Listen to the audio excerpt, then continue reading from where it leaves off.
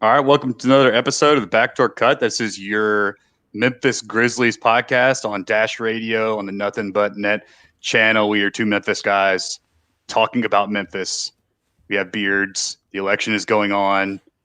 We're not going to talk about the election at all. We're going to actually take our minds off that because we could talk a little basketball because we got some exciting things happening. And later in the show, we'll be joined by Keith Parish of FASTBREAK Breakfast, kind of the Nashville-based Grizzlies site and podcast and Twitter account. But now Zach and I are going to talk a little bit about the NBA's, I want to say restart. I guess it kind of is. It's the new season. It's the 2020-2021 season. Shams has been giving us a bunch of good info. We think basically it's imminent that the season starts on December 22nd. And the players, I think, are going to ratify that, the Players Association, but everyone thinks it's going to happen. The other option is MLK Day, January 18th, and they're going to end up kind of voting on that. But if the season progresses on December, as everyone thinks, December 22nd, the NBA makes a lot of money that Christmas week, says the article on The Athletic. Apparently they make like a absurd amount of like millions, hundreds of millions of dollars just based on the one Christmas week alone. So that's incentive enough right there in terms to recoup all the money that they lost last season because of the coronavirus. And the season would be as thus: December 1st, training camp. And feel free to jump in anytime, Zach, if you have any comments on this. 3 to 4 preseason games, a 72-game regular season, which, of course, is the magic number to get most of those media contracts and get all the profits from those. 14 back-to-back games per team. So that probably tracks kind of what we see in the season, but that's not ideal. Back-to-back games are pretty shitty. 25% reduction in travel. So what that means is they're going to have, like, if the Grizzlies go out to LA to play the Lakers and they play them 3 times in the season, they'll just stay out there and play probably the Clippers and the Lakers for they'll probably like knock Yeah. all those games out. So, and we've talked about that here a little bit, or I talked about it with Mason. Like, I find that kind of interesting. Kind of brings more of a baseball feel where you see folks go into town, usually play a 3-4 game series. You know, you play Friday, Saturday, Sunday. You could play the whole weekend against the same team. Kind of interesting. Would be interesting if there are fans. That could be a interesting dynamic.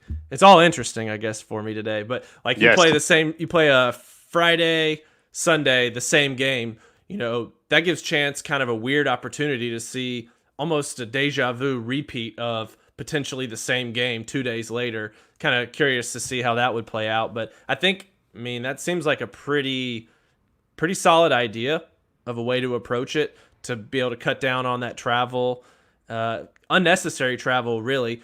The only bummer would be that if you have one of your stars is out for an injury, you probably won't get a chance to see that matchup. So say Zion's hurt on the weekend where Memphis plays the Pelicans, then he's just hurt the weekend that Memphis plays the Pelicans, and you won't get to see Zion versus Memphis. Some of the guys have talked about how that's like a negative. Like they're worried that like if LeBron's out for the Lakers one weekend and they play the Bucks or something, they just like straight up go 0-3, or I guess 0-2 in that situation or whatever. I don't know if they're even going to play different conferences, but then it could hurt your record that way. Like you could, if you play a good team and one of your guys is out for that concentrated amount of times, that you could end up kind of with the worst record. But I think the NBA at this point is just like throwing their hands up. Look, dude, we got to do something. We got to get games. Sorry about it. Yeah. It's going to be weird. It's going to be different, and we just got to get it done. You know. Yeah. All-Star break, 6 days in early March. They're still planning on doing the All-Star game. Regular season would end around May 16th, which is like basically when it ends usually. Play-in tournament for the numbers 7 through 10 seeds in each conference would be after that. Playoffs begin May 22nd, with the finals to finish around July 22nd, basically putting you right back where you were, in a normal NBA calendar season. I want to talk about the play-in tournament. So I've seen a couple articles on this. I love this idea. I mean, everyone's been talking about how this is awesome. The play-in tournament last year was awesome, or at least this summer in the bubble. The way that they're proposing this is that the 7 and 8 seed play each other, and then the 9 and the 10 seed play each other. The winner of the 7 and 8 seed becomes the 7 seed, and then is done. Okay. The loser of the 7 and 8 seed then plays the winner of the 9 and 10 seed game. And if they lose, the winner of that gets the 8 seed. So if you're the 8 seed, essentially you have to lose twice in order to lose your playoff spot. And I think that's fair. Okay. And it gives more skin in the game too. If you're like think about the people that are going to be trying to avoid getting the 7 seed. And it makes that like 6, 7, 5 race, which is usually a big jumble of clusterfuck of West teams there. Yeah. And so though, if you're like the Suns or something, or all the West teams like that we're part of, that sort of, are we good enough for the playoffs yet? Teams, they're all going to be like right there too. So it kind of gives everyone skin in the game.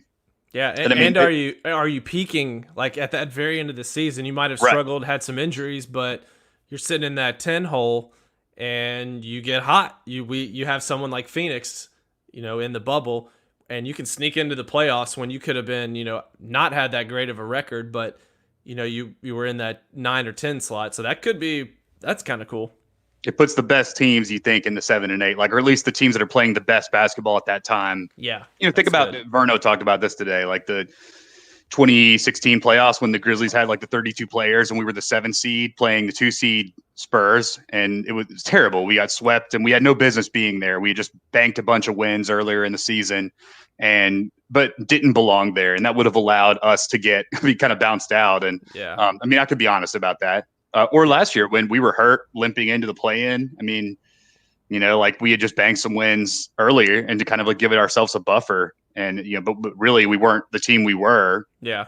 We would have gotten demolished as an 8 seed, and it wouldn't have even been fun, I don't think, particularly for anybody. Yeah. So I think that makes sense, and I'm for it. The salary stuff's interesting. A lot of financial talk. League's going to do an escrow thing for the players. Have you heard about this? Briefly. So I'll talk about it real quick, and then Keith's going to join us in a couple of minutes. But basically, they're going to pull, like a percentage of each player's salary. The league's pushing like close to a 25%. NBA Player Association's pushing for 15. They'll end up somewhere in the middle as discussions continue. Basically, what an escrow is, like a neutral account. They'll pull player money, put it in there in a big pot.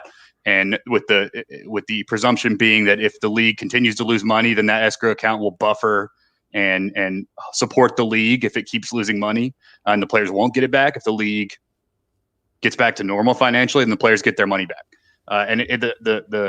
The theory is that if you're going to share in the profits of the league 50-50, then you should also share in the losses. When right now the players are not actually taking any losses, they're still getting paid their salaries. Right, salary cap. Luxury tax is supposed to remain the same. I think they're pushing to keep it that way, keep it flat for a few years as well. Yeah, exactly. So that makes sense, like fiscally. And but the thing is, like a lot of players that are, if you're like Dylan Brooks was before, if you're like Dylan Brooks was before you were a like 11 million a year guy, and you were getting you were on your like $1.2 million contract, and suddenly 20% of that's taken away, and you just bought a house, and that's and tough. Not to mention your young 20s. No one anticipated this happening. I had a 20% pay cut at the beginning of coronavirus, and I'm an attorney, and so like it was like suddenly out of nowhere, and it's tough if you're not like reasonably fiscally responsible. Yeah. So that's going to be a situation where I don't know what's going to happen with certain players, and if they're going to end up being stressed about it. But great example with Dylan there. I can't really picture him in that situation. That seems a little bit like that could be a dark road for him. Yeah, already has enough stuff going on, and money going different directions. So he's got a lot of bills, man. Luckily, he got the bag, a little bit of the bag. Not quite a Prada bag, but like whatever. I don't know the different types of Italian bags, but like. No. So I don't know with that, but Keith's going to join us in about 10 minutes. So what do you like about the December 22nd start?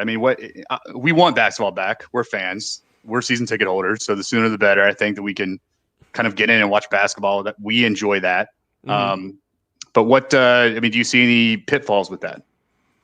So sounds like some of the big names, aka LeBron and Anthony Davis. I think, Danny Green said on All the Smoke maybe or somewhere that it's pretty likely that if we come into a scenario where that's when we start right before Christmas instead of that MLK, which is a month later, you could see LeBron sit for the majority of that time just because he needs a little bit older. He's got his off-season routine. He's going to try to heal up his body, take care of himself. And he also just won a title. So I mean, he knows more than anyone else how to manage his body and his career because of his crazy longevity. And you seeing him sit out, I think that's probably the biggest pitfall for the entire league. Obviously, he has a huge voice and opinion in any kind of matters like this and has a lot of influence. But when it comes down to it, there's also however many teams, weren't even playing in the bubble. Those guys haven't played since March. All the other players, they need to make their money. So cutting out that whole month's worth of games I think the sum of the parts, it's going to hurt a lot more people, more so than it helps LeBron. Yeah, it's like a little economics project, really. If you think about the league itself as a population of people, and LeBron's the 1%. Makes a ton of money. He has a ton of sponsorships and outside income. And this has no bearing on his financial well-being whatsoever. Like, if the league stopped for a whole season, he didn't get any money for one season, like he would be fine. That's not as much the case with a guy that we talked about, like a guy like Dylan Brooks, but pre-contract. I don't know, a guy like D'Anthony Melton playing for whatever he's on right now. Those are guys on our team, but not to mention there are guys like that all across the league that are on, like they were second-round picks and signed a contract. They're on two-way deals, whatever. So they are not as financially capable and well off, and they probably need this money in a like a legit need way.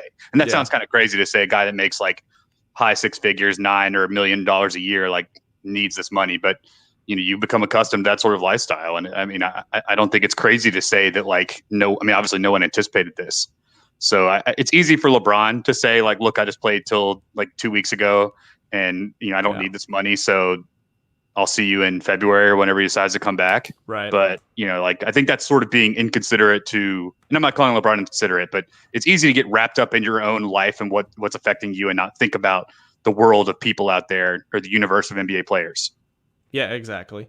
And like your money, I assume, at least, obviously I'm not making $1 million, but those guys have to pay a lot of people. They've got, chefs and trainers and agents. Their money is going a lot of different directions to I'm not even going to say for their lifestyle, but just to maintain their abilities and their body, which is their investment. So they're really investing in all these different areas to give them the best opportunity to perform at their highest potential. So yeah, it may sound like a lot of money, but no one wants to just like take a chop of your money, no matter how much you make. That's just the matter of the truth there. Yep, very much so. Very much so. So we look to fans to be joining the fray as well. Shams has tweeted this afternoon that he anticipates 25 to 50% of fans in the suite level stuff, and then some amount of other fans like filling out the rest of the stadium depending on local guidelines. Luckily, we live in the South where no one gives a fuck about the pandemic, and so they'll likely be like, cool, 10,000 people, or I don't know, whatever. So what are the Tigers doing right now? I've heard 3,000 to 4,000 people. Okay, so that's up to 25-ish%, little, probably about 20% capacity. Right, and then I've heard the Grizzlies are doing the same thing. I've heard they're going shooting for 5,000 or 6,000. Basically, what that equates to is that you've socially distanced the lower bowl and the club level. Yeah. And you spread your season ticket holders wherever the cutoff is, like if you're whatever amount of years or you're whatever spender, and then you get to get in the building. And then they'll figure out like if, like what it means for if they have to cycle through certain season ticket holders. And so it should be a really interesting process. But, the longer you've been a season ticket holder, you're more likely to get in the building. And then the question becomes like, I had to take a survey recently, in fact, with season ticket holder. I don't know if you did as well, about how comfortable you'd be going to games and how comfortable you'd be sitting X amount of feet away from people and all of that. So the Grizzlies are sort of trying to gauge that and try to figure out right now how many people they're going to allow back in the building. Because I don't think it's going to be Shelby County that restricts them. I think they will be more careful themselves.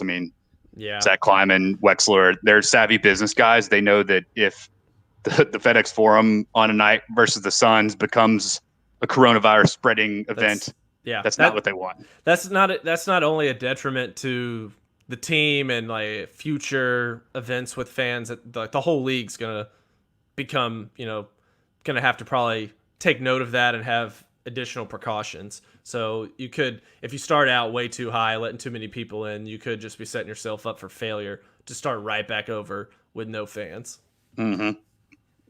Yeah, so we'll see as that develops. I mean, this is tonight. The players and everyone's going to vote on this, so we're going to have a result basically tonight, and probably an announcement either late tonight or tomorrow morning.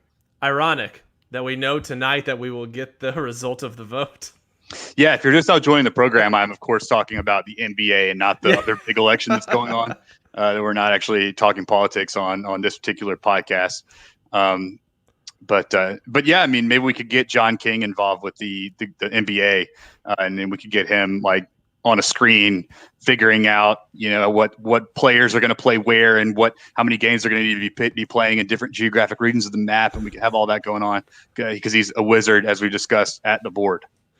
Yeah, I could see him on draft night being like a critical member of that broadcasting crew. Very much so. Draft night approaching, 2 weeks away. It's not very exciting if you're a Grizzlies fan, considering they have no picks. I, however, will still watch it, probably religiously, and I just enjoy it. I enjoy seeing who's going to go first, especially in this kind of crazy fray of a draft where no one knows anything, it seems like. If it happens, and everyone thinks it will, that some of the teams are worried that it would get pushed back again just because everything has. But every indication is it's going to happen on the 18th, which I think is a Wednesday. Are you asking me to fact check that real quick? No, I just said that. I put a question mark at the end. I did like the I'm Ron Burgundy Thursday. thing. Thursday. Yeah. Oh, Thursday. I was like, I'm Ron Burgundy. Oh, wait. No, it's a Wednesday. I don't know why I looked at the 12th after we just said the 18th. Yeah, I thought so. Yeah. Other news around the league, Adrian Wojnarowski just tweeted that Marcus and Markieff Morris just signed with the agent Wasserman. Oh, Charlie Fields of Wasserman. He's one of the few agents that represents both NFL and NBA players. So the Morris brothers, who knows where they're heading. But not a super exciting free agent news, but that's something out there in these barren waste fields of no news. Yeah, sometimes that's all we get in the off season of November. So if you're allowed to go to every single game, and as whatever year season ticket holder you are. And the premise is you go in and you sit. Yeah, in order to get in, you have to. I've heard that there's this machine or whatever that checks like your temperature, and then also it checks to see if you're wearing a mask in order to be admitted. And then you go in, you sit down, and the next person is, I don't know, what's 6 feet, 3 seats apart, something like that, maybe less, maybe more. Let's say 2 or 3 seats apart, and you're spaced out. Are you going to every single game?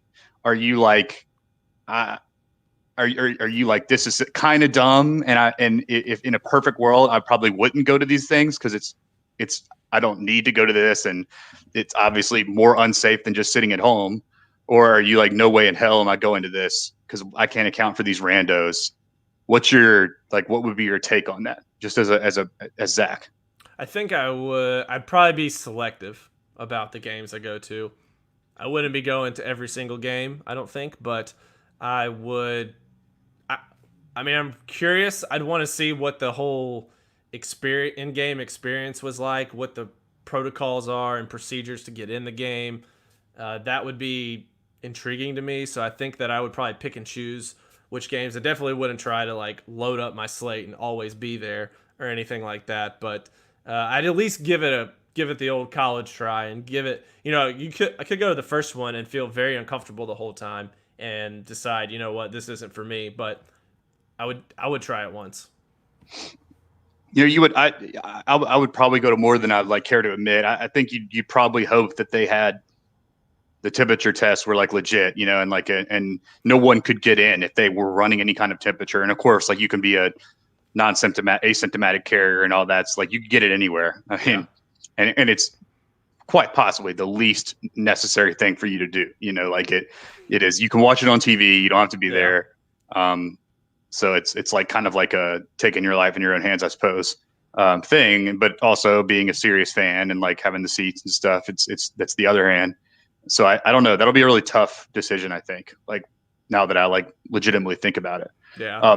Food, like I've heard that they're going to do like you get on an app or whatever and you order your food and then they deliver it to your seat, and then how's that going to work? Or is it like you order it and it says like, hey, it's ready at this food stand, the rendezvous, whatever, and then you show up and pick it up? Is that how it's going to work? I think this could actually end up kind of upgrading the FedEx Forum, like in terms of how they operate, just by necessity, which is good because it probably needs to upgrade. So I think like they'll have to figure out all this app stuff.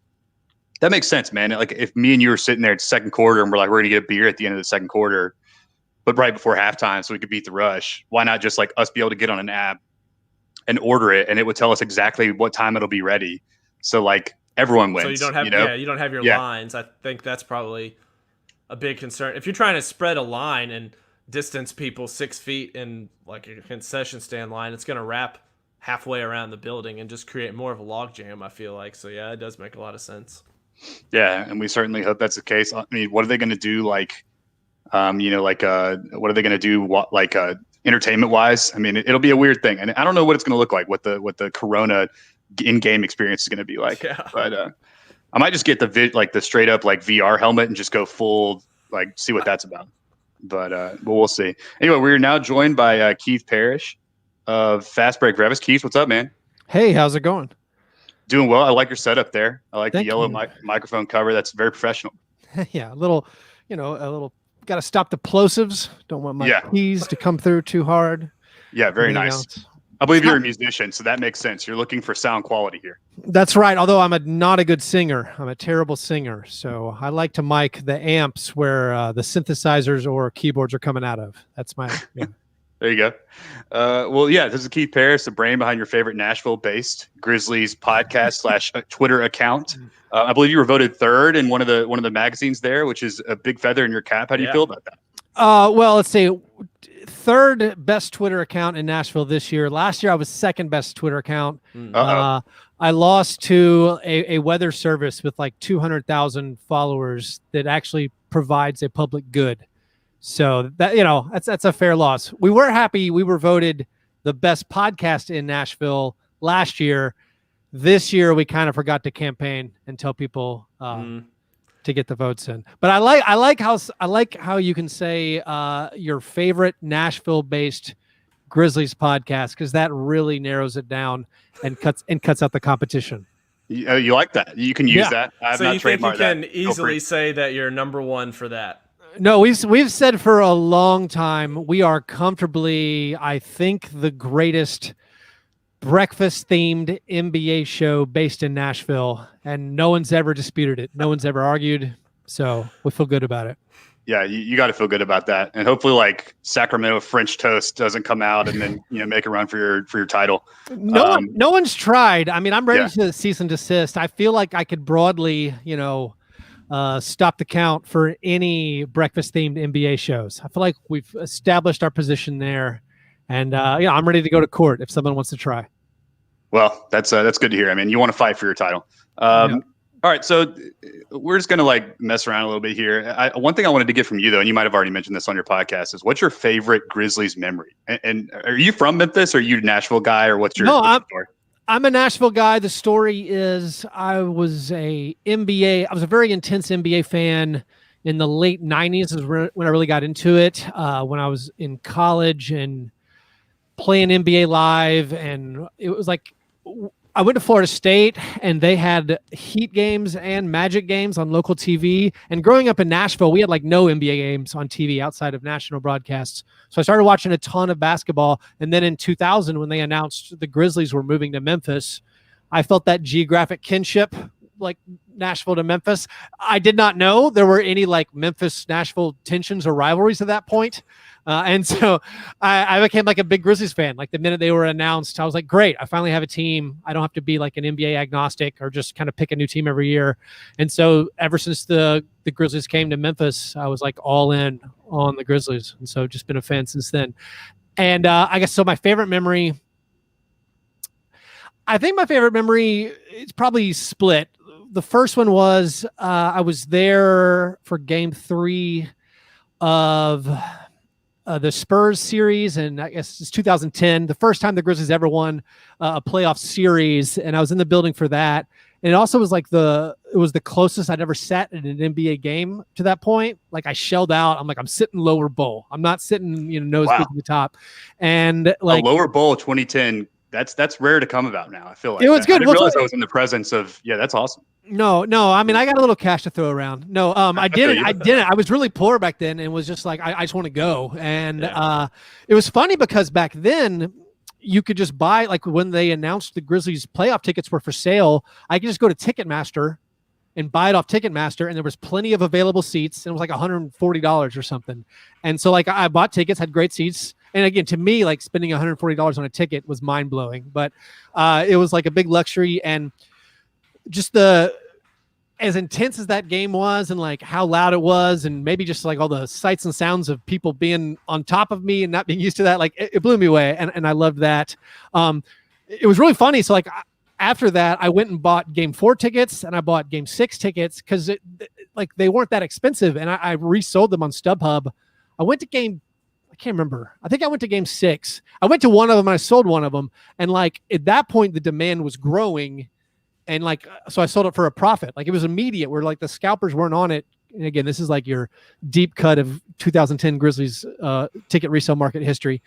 But the this is what we came for. I remember selling it being like, this is amazing. Like scalpers haven't figured it out. And then immediately the next year it was already over. Where like the tickets were released and they were instantaneously all gone, and it was trying to get them off StubHub for a lot of money. So that was one best memory. My next best memory, I would say, is the Mike Conley mask game, the game 3 against the Warriors. They won that game, and I definitely like soaked in the moment after the game where I was like, this might be the peak of Grizzlies fandom. Like this might be the closest we get. Like right now we're thinking, there's like a 20% chance we can make the NBA finals. And like, I really soaked it in. I was like, it might not be any better than this. And I think I was right. I mean, now we have a new bright future again, kind of unexpectedly, with John Morant and Jaren Jackson Jr. looking pretty good. But I guess those 2 game 3s, I think, are my favorite memories as a Grizzlies fan. A personal anecdote about that game 3 with the Mike game. And I think so. Zach and I are, and I'm Sam, and this is Zach, by the way. I don't know we've formally introduced ourselves, but we were season ticket holders, and we're at that game sitting in different seats. But anyway, when we left that game, I was walking down Beale Street, and I remember seeing Steph Curry eating at that the diner at the corner of Beale Street, and what is that, Zach? What is that diner called? It's like Blue City Cafe. Yeah, Blue City Cafe. Yeah. And he was sitting there and he was eating as if he didn't have a care in the world. Like, I believe he was eating ribs, and he looked like the most chill motherfucker I've ever seen ever. And I remember thinking, we're losing this series. Like, because I thought, like, not rattled whatsoever. Without a doubt, like, we had just rattled it in their core. This is like the toughest test this crazy, insanely good Warriors team had faced to date. And we're playing this different brand of basketball. Tony Allen's like 2-stepping on Klay Thompson. And I was like, we're about to win the series. And then when I saw Steph, like, just eating like nothing was going on, there's no way. I mean, he's just a babyface assassin. And I mean, that's when I truly understood, like, how good he is, I think. Not that I didn't know, but no, he was so good that series, and that was like his coming out party, that playoffs. I mean, the whole regular season, but still doing it in the playoffs as well to separate himself from some other guys who had just great regular seasons. No, I feel like that Blue City Cafe meeting is like, it's lore. It's like Warriors lore, where they were upset, and I think a lot of the other Warriors might have been there, and they just calmed everybody down. Like, we're going to be cool. We're going to be cool. Tony Allen's going to pull his hamstring in game 4, and we're going to win this. So that's the other thing. If you're a Grizzlies fan, that might as well be a T-shirt, is the Tony Allen hamstring. Like, that's our kind of what we die on. We're like, no. Like, we would have won that had it not been for this hamstring thing. I won't go there, but it is a passion of mine. It's a lifelong passion of mine to correct the false history anytime that Zach Lowe or somebody, and Zach Lowe pushes this fake history where he's like, the Warriors won that series because of the Andrew Bogut adjustment, where they put Andrew Bogut on Tony Allen. And you're like, yeah, they started game 4 like that, and it was effective. And then Tony Allen got injured and he didn't play anymore. And so, like, it didn't change the series. So, like, I'm always pointing out, like, Tony Allen didn't play in game 5. He tried to play a few minutes in game 6. He couldn't do it. So the Grizzlies were 2-0 when Mike Conley and Tony Allen were healthy. That's all we real Grizzlies fans know. We'll never know. As Bill Simmons, that would be his question of, like, greatest sliding doors moment that he always asks. That could be one. Yeah, that's right. Very much that's right. All right. So we're amateur NBA podcasters. Zach and I are. You're third ranked in Nashville. We're speaking with royalty now, but I believe we're first ranked in the sports category. I just want to make sure that's clear. Oh, okay. I mean, record reflect that. Yeah. Sorry, I didn't mean to muddle the ways there. It's fine. What we do is we come up with fake NBA trades that'll probably never happen and then talk about it and get excited about it. And that's just kind of what we do, especially when there's no basketball to watch. One thing we're talking about now is the upcoming draft. You said you're not a big draft guy, or at least you don't know this draft super well, probably because the Grizzlies don't have a pick or, some combination of a bunch of life stuff too. One guy that I just latched onto this draft is a guy named Aaron Nesmith from Vanderbilt. He's probably going to go middle of the first round. He's shot like 50-something% from three in college, got hurt. He's an archetype of the 3-and-D guy. And, it's another piece you could sort of add. I love this kid. And this is what I do is I pick one kid that I just like grasp onto. And then when he's good later, I can point back to him and be like, remember when I talked about Aaron Nesmith? Or if he sucks and just disappears into the ether, then I just never talk about him again. And no one ever calls me on it. It's the best. Mm-hmm. So now I'm giving I'm giving you my playbook. But this guy I just read actually is apparently like his dad. He grew up chopping wood in the forest with his dad. Oh my gosh! And like a wood chopper. Great character. He'd wake up at like 6 a.m. He literally chopped wood, which is both a metaphorical term for working hard, and then also he literally chopped wood. So what I'm saying is this guy's going to be awesome. But this is a long way of getting to what do you think about the Grizzlies trade into the first round? I mean, you think that's something that you would do, not even knowing about any prospects in this draft, but knowing that it is a draft where you can kind of strike some gold in the middle of the first to late first because, we don't know. And what would you be willing to do? So to trade up to get your wood chopping Vanderbilt prospect, because you believe he'll be the first good Vandy prospect in the NBA, I don't know. Wade Baldwin has a bone to pick. He was good for the Blazers for like 30 minutes. Wade Baldwin had a good first game. I don't think there's anything feasibly I could imagine the Grizzlies doing to get like to the 12th pick or the 14th pick if your guy Aaron Nesmith would still be available, whatever his name is. No, I wouldn't do much. I don't feel like the Grizzlies are in a position where you have like things that people would pay a mid first round pick for. Like the good things the Grizzlies have, like we're keeping those. Brandon Clark, John Morant, Jaren Jackson Jr., we're keeping those. I don't think there's anything else on the team. No one's offering you a late lottery pick for Justice Winslow. No one's offering you a first-round pick for Jonas Valanciunas or Tyus Jones or anything. I mean, like the only thing I can imagine, and I mentioned this on my Grizzlies podcast, Grits and Grinds, it's like I could imagine the Grizzlies taking the bad salary from the Celtics of Enes Kanter and Vincent Poirier, and maybe that would be enough if the Grizzlies also included their 40th pick to slide up 10 spots or 14 spots to 26. I don't think Mr. Woodchopper is going to be there at 26, but if there is somebody else, you could say like, okay, now we can get late in the first round. But no, I don't.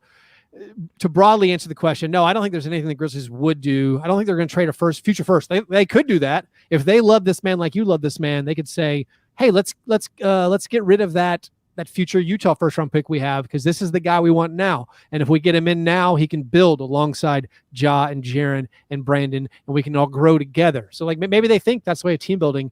I would bet money though that they're just going to kind of sit on their hands and not do that and just see what falls to them at 40. Yeah, I think the most likely outcome is always they're going to wait to see what happens that they can take advantage of. That's what they've done so far, and they've taken advantage of situations. I mean, being able to take on the Iggy contract, for example, they're looking to be opportunistic and kind of facilitate things like that, and not trading future assets. What do you think about this? This is just a classic, like, hey, I'm sitting on the couch and text this to a few friends. Boston wants to maybe look at a center. Obviously they're looking at the future, looking what they got to do in the playoffs. They got to play against Bam. That's the things they're looking at. Tice isn't cutting it. So they were looking at Rudy. Maybe there was some talk about trading for Rudy Gobert from the Jazz, and Jazz don't want to supermax him. What do you think about JV to Boston for something? I don't know what Boston would be willing to give up, but they have 3 picks this draft. They can't actually have those guys on their roster. They don't even have the roster spots to facilitate 3 picks. They have 14, 26, and 29 or something like that. And I might getting the 20s messed up, but I know they have 14. What do you think about JV to Boston for like Marcus Smart and 14? I mean, is that something that that Boston would just hang up on me immediately? Yeah, or, no, we would have to include first round picks. I think in that scenario, I don't think they're super interested in Jonas Valanciunas, and they're not. There's no way they're giving up Marcus Smart. I think they consider him to be a key piece there. Like I could possibly envision if Gordon Hayward, they knew they were done with Gordon Hayward, and he's saying he wants out, and we could help them out salary wise somehow. Like you take back Gordon Hayward because they have a roster crunch and they're getting too close. You know, the roster costs too much. They're going to have luxury tax issues. So, I mean, theoretically, top of my head, if it was like Enes Kanter, Gordon Hayward for Valanciunas and Gorgie Jang and something else, like even then I can't really wrap my head around it because I don't think Valanciunas is perfect for what they want to do. I think they'd rather have an above the rim guy. He has to play drop defense where he's not going to be able to switch onto the perimeter. I don't think they would view him as enough of an upgrade from Daniel Tice for what they're doing. They already have guys who can score. Valanciunas is a great floor raiser for NBA teams. Like for the Grizzlies, he's important. You know, like, hey, maybe we're a 25-30 win team. You add a Valanciunas. Okay, now we're a 30-35 win team because this guy can get you 20 and 10. This guy can clear the defensive glass. He can get you buckets in the paint, but he's not going to help you probably advance far in the playoffs if you're already one of those really good teams like Boston because he's not versatile enough to guard guys out on the perimeter. He's an okay defender, but he's not like an elite rim protector. Perhaps he is. But it's like, I don't think the fit is perfect for Boston, and they're definitely not, I don't think, giving up anything in their core. Like, I think Marcus Smart is basically untouchable unless you're throwing something massive at them. I think that's probably right. I mean, JV is not Rudy Gobert. They're both play the same position, but they're quite different players in terms of functionality. Any other trades around the league you like? I know you talked about Buddy on your recent podcast with Chris Harrington, and that's some guy that you kind of circled, and obviously everyone in kind of Grizzlies Twitter has as well. Although there's probably more Levine chatter on the Grizz Facebook than I care to admit. Really? Yeah, but stay away. If you're not over there, just stay away. There's no. Are you on the Grizzlies Facebook at all? No, I don't even. I mean, I have a Facebook, but I don't ever look at it. And when you say the Grizzlies Facebook, if I go on Facebook, do I just type in Grizzlies and will it get me where I need to go? It is a what is the group called? There's a few groups. So basically, Grizz Nation. Yeah, Grizz Nation is one. A big one. Well, I'm saying if you're ever just sitting like in the DMV and you're like, hey, I need to waste 37 seconds, then get on there and look at this. And you'll immediately get off because everything that's proposed is completely preposterous. Well, they're like, why don't we just trade for Devin Booker? Let's give him Gorgie Dang. And then everyone's like, everyone just like retweets and goes like, yes, that's awesome. That's a great idea. And then that guy thinks that he actually knows what he's talking about. It's actually fairly amazing. And kind of like it's like an ant farm kind of way, but that's not pretty good. I do see a bit of when Anthony Sane posts on Twitter. So following his social media, Sane is like views from Grizz Facebook. Views from the Grizz Facebook. Yeah, he's giving you tastes there. He's giving you samples. Always hilarious. No, I have a trade I mentioned on one of my last shows that I'm curious what you guys think about. It would be Grizzlies trading for Buddy Hield, who, like you said, every Grizzlies fan has kind of circled as maybe a dream acquisition. But would you guys give up Dillon Brooks, Tyus Jones, and Gorgie Jang to bring in Buddy Hield and Corey Joseph? I think the Kings might do it because it saves them a ton of money. Corey Joseph is going to make $13 million the next 2 seasons. He's only partially guaranteed 2 years from now. But it would basically go from, instead of having Gorgie Jang's expiring contract, we send out Tyus Jones and Dillon Brooks, who make $21 million combined a year, to bring in Buddy Hield and Corey Joseph, who are going to be making $37 million per year. So I'm curious, what's your opinion on that? Yeah, I mean, basically, if Zach Kleiman called me and said, hey, I need a guy to drive Dillon Brooks to the middle of the woods and leave him there and never speak of it again, I would say, like, not only do I know a guy, but it's me. And like, I'm going to do that. So basically, like, any trade you propose where Dillon's part of our package, I'm like, hell yes. But to be more realistic about it, that sounds great. I mean, I like Buddy too. His contract, I believe, descends a little bit. I think it's totally reasonable. A lot of people think he's overpaid, but he's really not, though. I don't think, for like what the league is and having that guy on your roster. I mean, that's someone that you could easily pay 25 plus to, I think. Right. I don't know how to judge it because I know the analytics community, like Jacob Goldstein and John Hollinger, both consider the Buddy Hield contract to be like there's no chance he lives up to it. And he's made, I think it's 24 million this coming season or 25, and then next year it's like 23. It does go down the next couple of years, but it's still a lot. But I'm still of the opinion, like you guys said, that because of just the positional scarcity and finding a two guard who can launch 10 threes a game and make 40% of them, you can't find those guys. And especially where the Grizzlies are, where you already have, you think your elite point guard of the future, you have a very strong front court that you're feeling good about, and you just need scorers. You need bucket getters. You need guys to space the court. It seems like paying this guy $24 million a year. No, it seems like that's worth it.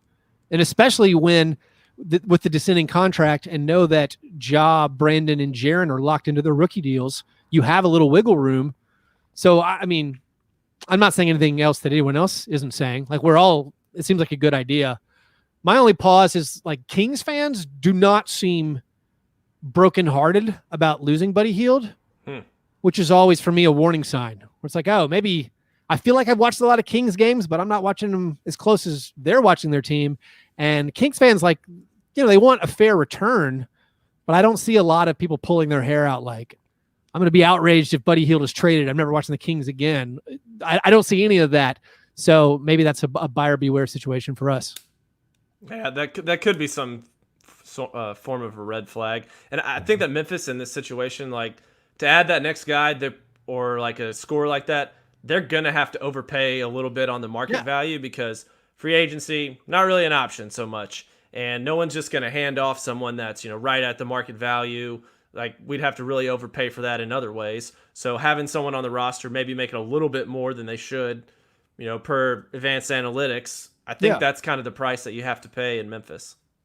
No, I've heard a tale of two buddies too. Like, I mean, I've heard like the Kings thing, and maybe he just hates being there. A lot of people hate being there, it seems like, on that roster. And he seems like a passionate guy. I mean, obviously you're hiring an employee as well as a player. So you're hiring someone to come in your locker room and with a young team that seems to be really tight. You want that to work synergy wise. But then I've also heard Buddy's like the guy that's like, Verno's favorite anecdote is that he's like, at one point the Kings were in town and like they canceled practice, the Kings did, and Buddy went to the forum to shoot like 1,000 threes by himself, like not even with a rebounder, because he like that's just what kind of guy he is. So you hear that and you're like, that makes sense. It seems like he'd fit in with this team who just likes to hoop and they like each other.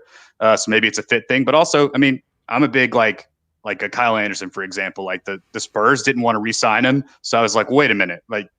That tells me something, I mean, if a team that's had him for this long doesn't want to pay him $10 million a year, whatever, 9, that tells me that maybe we shouldn't. And I think there's kind of a buyer beware. Like, if the person that has the asset doesn't want it, then what's going on there? But the Kings, you just sort of like, it's a wild card. Like you just shrug and say like Kings, like I don't know, and hope it works out.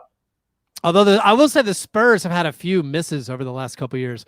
Not saying Kyle necessarily was going to live up to the $9 million, but like last year they didn't re-sign Davis Bertans because they wanted to sign Marcus Morris, and then Marcus Morris stood him up. And so they also re-signed Pau Gasol to an unreasonably big contract a couple of years ago. Sure. Rudy Gay's making a lot of money. I mean, Rudy Gay's like fine now, but no, I'm with you. The moment the Grizzlies offered that offer sheet, I remember to Kyle Anderson, I was like, okay, that seems fair.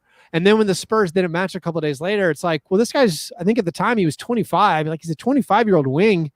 $9 million a year seems very fair and reasonable. That's strange. They didn't match. And so, I mean, I think you guys know I'm like a really big Kyle Anderson fan, but yeah, it was weird. I thought the Spurs didn't match, but the Grizzlies pulled off the same magic a year later with Tyus Jones.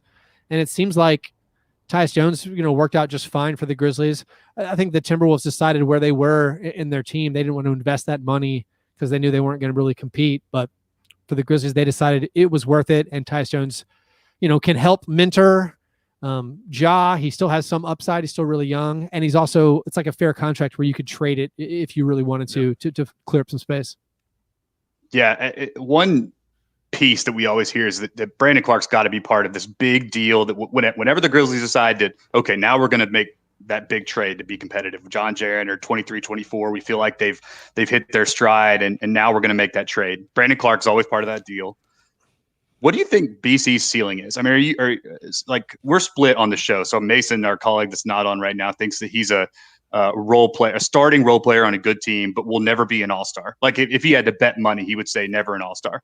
Whereas like Zach and I think are a little bit higher on him. I guess I can't speak for Zach. I think he could be an all-star. But I don't know if I'd bet that he would be. But what's your temperature on Brandon Clarke?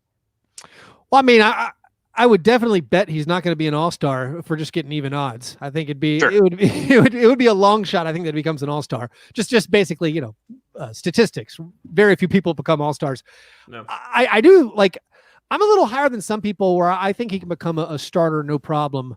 I mean, his splits were basically Montrezl Harrell, and he shot pretty well from the 3-point range. So I don't know how to project him really, or like what is the like. I know he compares himself to Sean Marion, even though like he's more of a big, and it doesn't look like he's ever going to have like the ability on the wing as a Sean Marion. But I don't feel like it's out of the realm of possibility that he does become like a 22 and 11 guy. I mean, like when you say all-star, you can think of like John Collins. Like John Collins put up huge stats last year, and he might not be that good. So like I could imagine Brandon Clarke putting up that same level of stats if he gets the playing time. Like if he's playing 32 minutes a game, he's already, I think he would average something like 18 and 9 or something. And so he's not a guy I'm in any rush to get rid of. I know I do see like the fake trades, even if it's not on Grizzlies Facebook. Like if it's going to be like a Brad Beal trade, like, okay, like I would give up Brandon Clarke for Bradley Beal, but no one else. Like there's no one else being rumored. Like I would much rather hang on to him and see what he becomes. Like there's no rush. Let's give him 2 more years, and then we'll really know what he's going to become. But I do think he projects to be like maybe a really good starter. And so I'm not going to limit his ceiling at all. And I'm in no rush to include him in fake trades.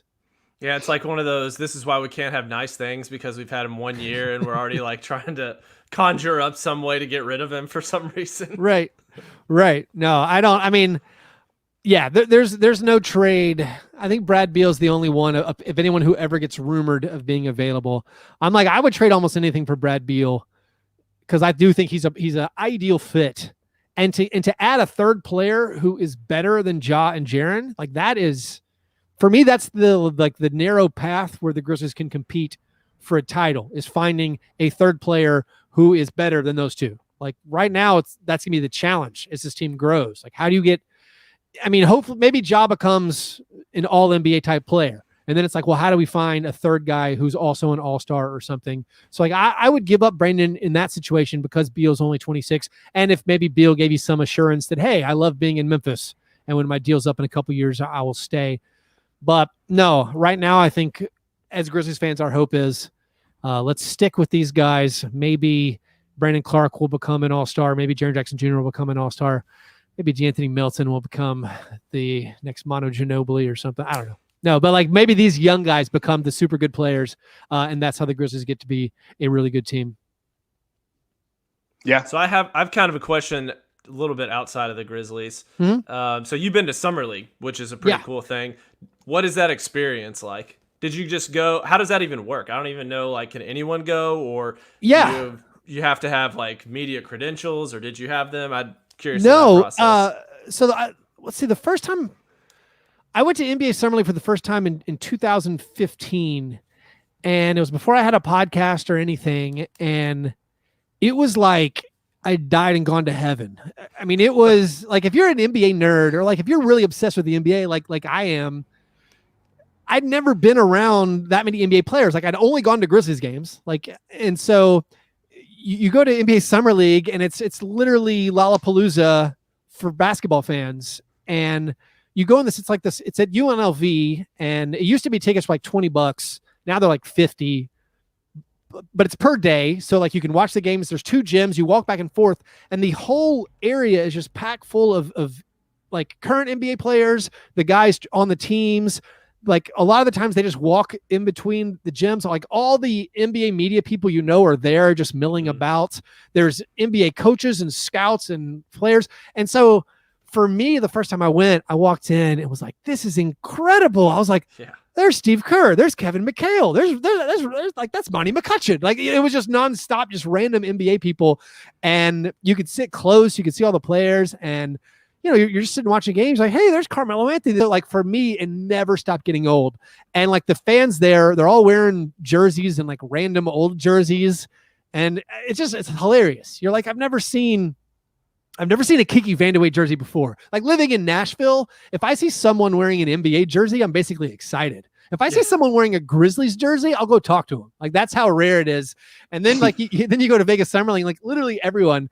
And so it was overwhelming. And so like I adore it. It's like my favorite thing in the world. I mean, the COVID shutdown of the planet has lots of serious, horrible real world consequences. But like on the frivolous side, like I was more sad about losing Summer League than I was about the season being stopped, like having like television different and weird, having the Grizzlies miss the playoffs. I was like, I can't believe I'm missing Summer League. Like, Summer League is my favorite thing. But it's also gotten huge. Like, I know I'm talking it up. Could you actually delete all the things I just said? Like, no one else come. It's boring. It's super lame. It's gotten so crowded. I mean, they have, like, as the price has gone up and up, they understand. But it's just really fun. I mean, like, I've gone and I brought t-shirts several years and just like giving them out to like the media people and players who were there. And you can it's a good way to interact and network with a lot of people, and like a lot of people who I was friends with on Twitter. Like, I met them in person there and like formed real life friendships. It's basically summer camp maybe for NBA Twitter. It's like a getaway where for me, it was just a lot of fun, like seeing that much basketball. Like, the basketball itself was fun, but then outside of the basketball, just seeing all these NBA people you're aware of and you see on TV all the time, like from every network, and it's all a bunch of old coaches, former players, celebrities. So it's pretty cool. It's like Zach Lowe's on the Blob, like Hollinger's like shooting in the archery range. Like, you got all that's going on. It's pretty amazing. Yeah. Well, I will tell you, if Summer League was a show at the Ryman, it's now like playing Bridge Show. After this podcast, I feel like you counterproductive just then. Yeah, it's definitely not a hole in the wall. I mean, like, and I was a late arriver. I mean, like 10 years ago, people were like, it costs $4 to get in. You could walk on the court, like you could shoot around with the players. Like it's definitely grown and grown and grown, and it's a pretty big production now. But like, if you are like, I guess, just nuts over the NBA, you owe it to yourself to go. Especially now that like every team goes. Like, for the first few years I went, the Grizzlies weren't even there. Like, the Grizzlies would go to Orlando Summer League and that was it. But I would say if you're a hardcore NBA fan, schedule one summer, assuming it stays in the summer for in the future. But schedule one July to have a chance to go check out NBA Summer League. Yeah, we will. Last question before we let you go. I know you got a hard stop. Yeah. Next season, 72 games, we think. Probably going to start December 22nd, it seems like, based on all available data.